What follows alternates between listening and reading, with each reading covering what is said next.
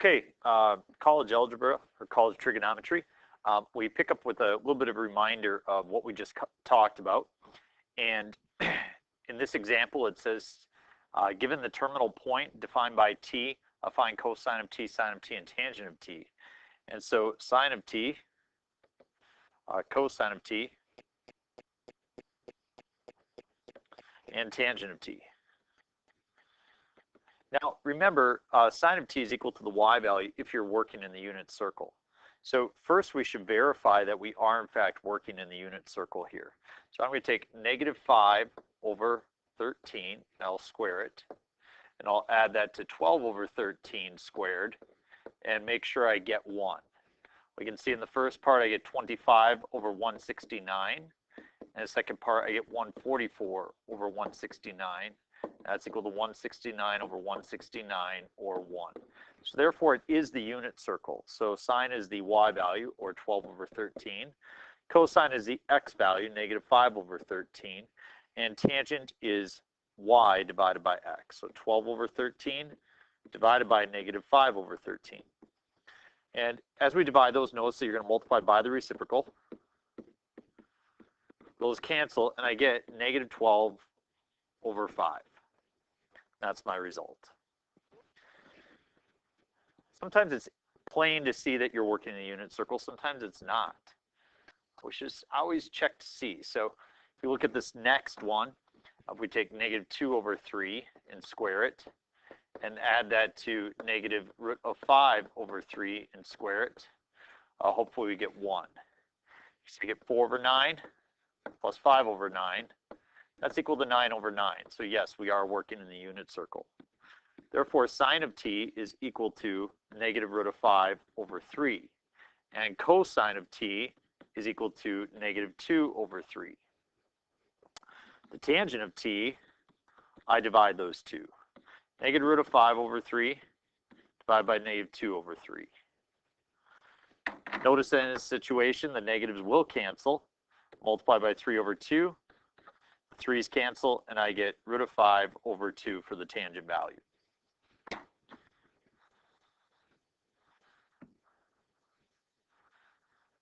Now, if we look at the next one, again, as you look at this, it's obvious you're not working in the unit circle. If you were to take 3 squared plus negative 7 squared, you get 9 plus 49, which is equal to 58. So, in fact, you're not working in the unit circle. In fact, in this situation, the radius is not 1. The radius is the square root of 58. That's what the radius is.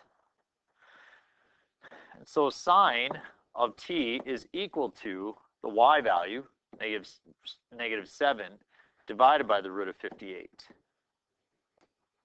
So it's always just the y value when you're working in the unit circle because the radius is 1. Negative 7 divided by 1 would be negative 7. But you can see in this situation, multiply top and bottom by the root of 58. And we get negative 7 roots of 58 over 58.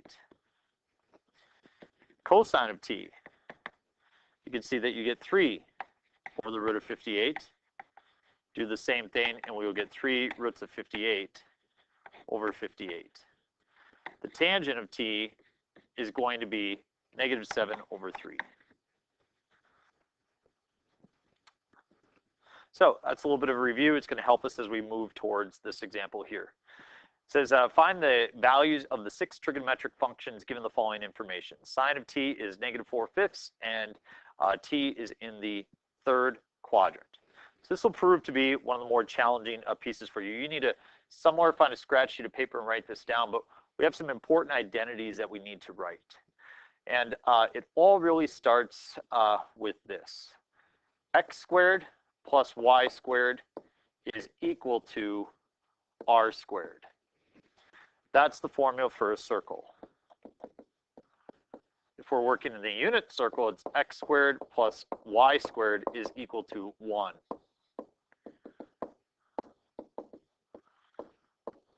Remember that when we are working in the unit circle, we say that y is the sine value and x is the cosine value. And so if I just simply rewrite those as cosine of theta quantity squared plus sine of theta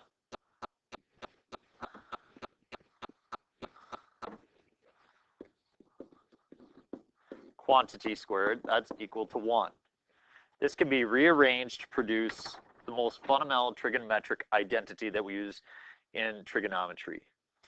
Sine squared of theta plus cosine squared of theta is equal to 1. It's the Pythagorean identity.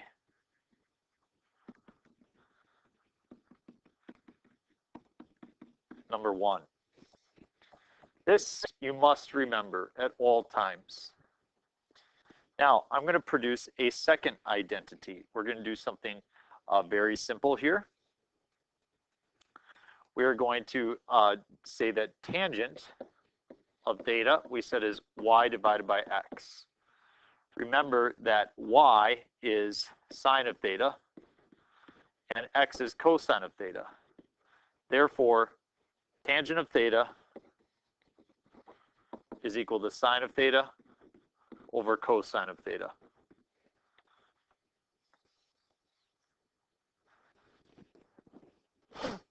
That's another important identity. I'm going to take that trigonometric identity, sine squared of theta plus cosine squared of theta is equal to 1, and I'm going to do something rather unique. I'm going to divide through by cosine squared.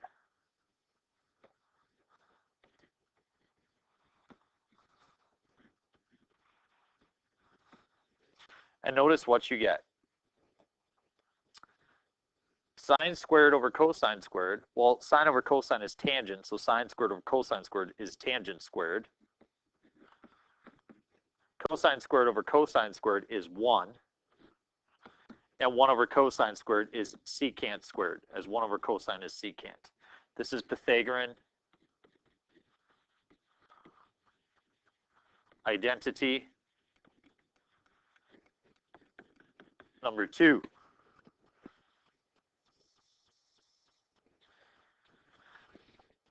And one more. If we take sine squared of theta plus cosine squared of theta equals 1, and instead of dividing through by cosine squared, we divide through by sine squared,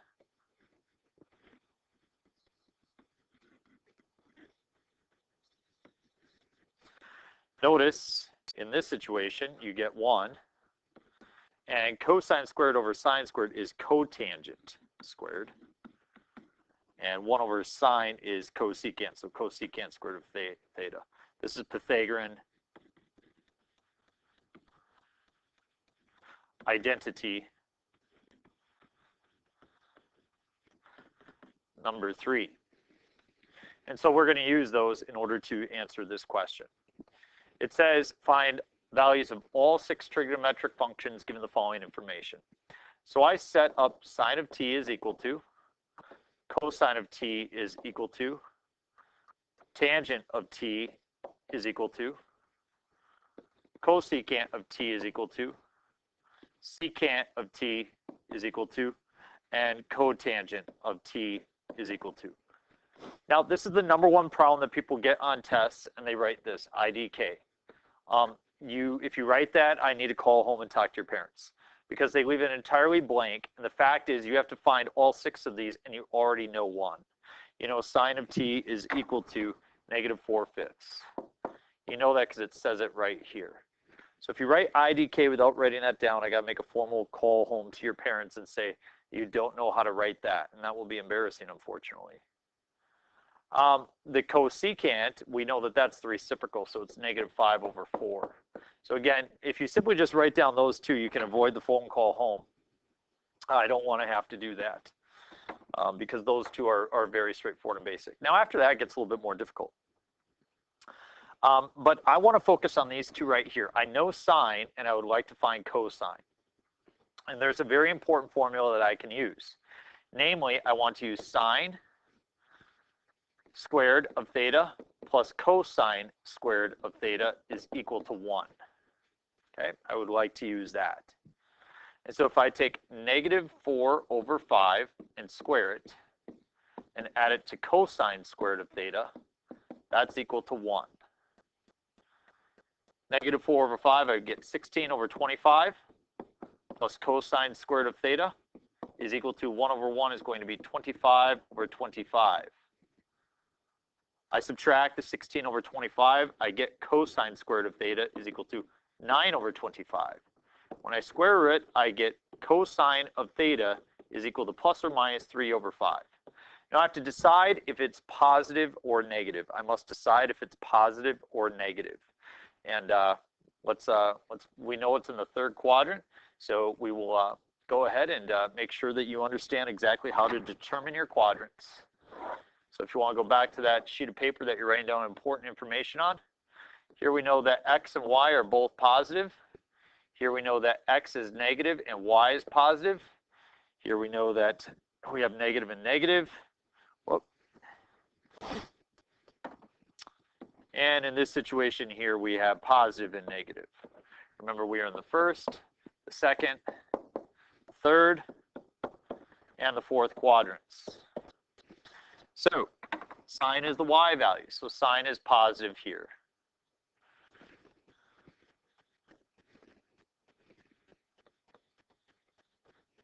Cosine is the x value, so that's positive here. To get tangent, I divide both of them, so tangent is positive as well. Over in this quadrant, notice that the y value is positive. So therefore, sine is positive. However, cosine is the x value, and that's negative. And if you take a positive divided by a negative, you get a negative, so tangent is negative. In the third quadrant, notice that the y value is negative. Therefore, sine of theta is negative. Also, cosine is negative because the x value is negative. If you take a negative, divide by a negative, you do get a positive. And in this one, notice that the y value is negative. Therefore, sine is negative. Notice the x value is positive, so cosine of theta is positive. And if you take a negative divided by a positive, you get a negative. So that's where sine, cosine, tangent are positive and negative. Some people remember it like this. All students take calculus. You notice that all of them are positive in the first, S, so sine is positive in the second, T, tangent is positive in the third, and C, for calculus, cosine is positive in the fourth. So that might help you remember those are the positive ones, and then the others would all be negative. So if we go back to this piece, the question is cosine positive or negative? Well, in the third quadrant, we know that cosine will be negative. Cosine is a negative 3/5. And so secant is a negative 5/3.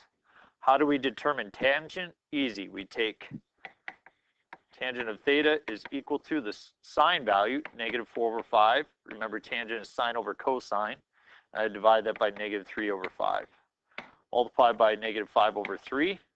The negatives cancel, and you get positive 4/3. Cotangent will be the reciprocal, so 3/4.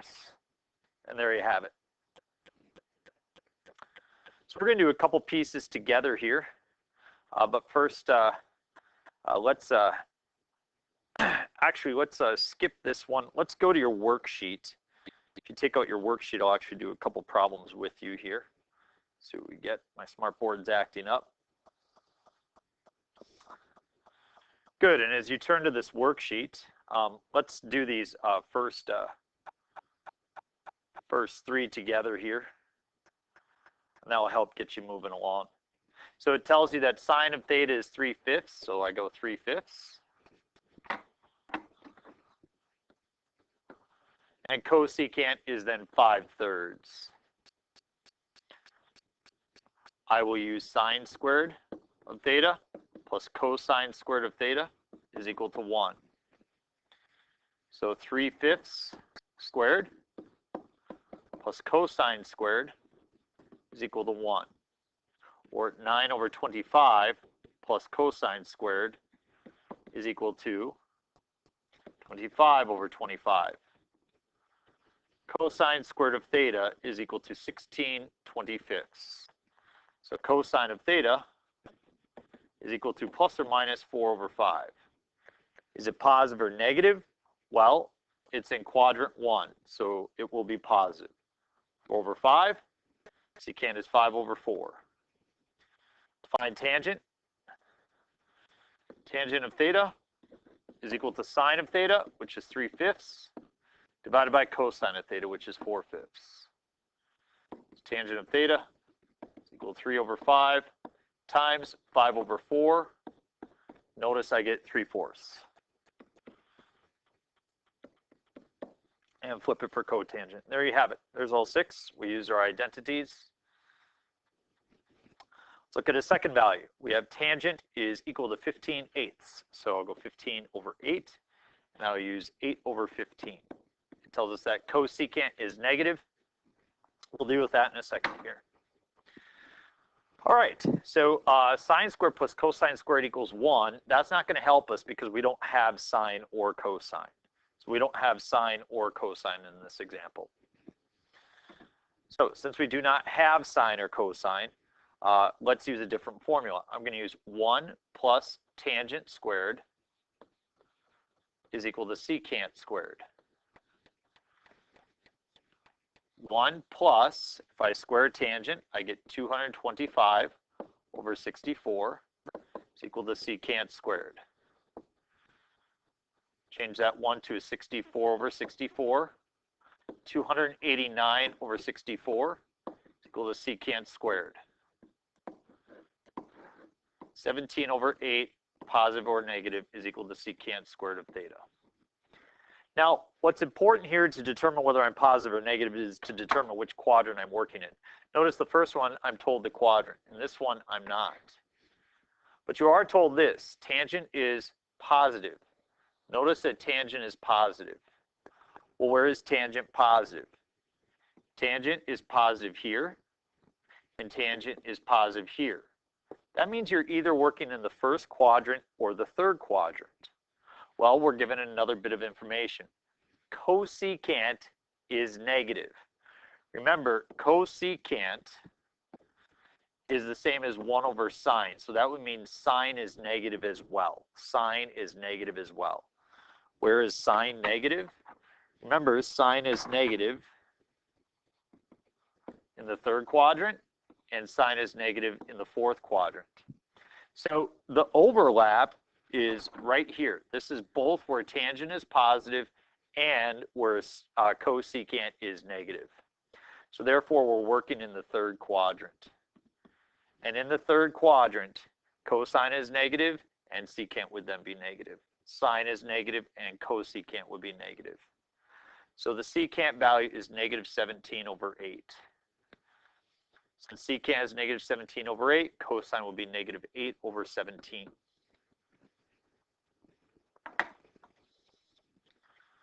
I am now going to find out sine. Sine squared of theta plus cosine squared is equal to 1. Or sine squared of theta plus 64 over 289 is equal to 289 over 289. Or sine squared of theta is equal to 225 over 289. So sine of theta is equal to plus or minus 15 over 17. And we know already sine is negative. It's 15 over 17, whereas cosecant would be 17 over 15. And the last example. We were told immediately that cosecant is negative 4. That means that sine is negative 1/4. Easy peasy. We set up sine squared plus cosine squared is equal to 1. So negative 1/4 squared plus cosine squared is equal to 1. Or 1 over 16 plus cosine squared is equal to 16 over 16. cosine squared is equal to 15 over 16. Cosine of theta is equal to, when you square root it, you get plus or minus the root of 15, and the square root of 16 is 4. So the question is it going to be positive or negative? Let's determine the quadrant we're working in. I know that this is challenging for some people, so just try to hang in with me as we think through this. It says tangent is less than 0. What does it mean to be less than 0? It means you are negative. Tangent is negative if you look at your sheet here and here, the second and the fourth quadrants. You also know that sine is negative. Sine is negative in the third quadrant and in the fourth quadrant. You can see that the overlap is in the fourth quadrant. In the fourth quadrant, cosine is positive, so is secant. Tangent is negative. So cosine will be a positive root of 15 over 4. Secant, I have to flip it. So secant would be 4 over the root of 15. You can't leave the square root in the denominator. Multiply top and bottom by the root of 15.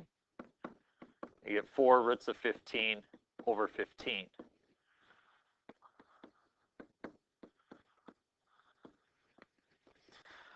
All right, I'm going to set out and find tangent at this point. Tangent of theta is equal to negative 1 over 4 divided by root of 15 over 4. Notice I will multiply by the reciprocal, and I get tangent of theta is equal to negative 1 over the root of 15. Now, before I flip it here, and before I multiply by the root of 15, just notice that cotangent would be the reciprocal of that, which would be negative root of 15. So I'm going to just do that right away. I see that if I flip that, it comes out okay. I get negative root of 15 for cotangent. But now I'll multiply top and bottom by the root of 15 over the root of 15.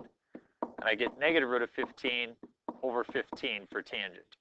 Negative root of 15 over 15. And there you have it. So there are your trigonometric values. That's a whale of a lesson. 23 minutes here about, but it's a lot to take in. I think that that's the toughest lesson of the unit. So if you were able to take that in, good job. You should be set to go for the test. We'll see you in class. Reach out if you need help.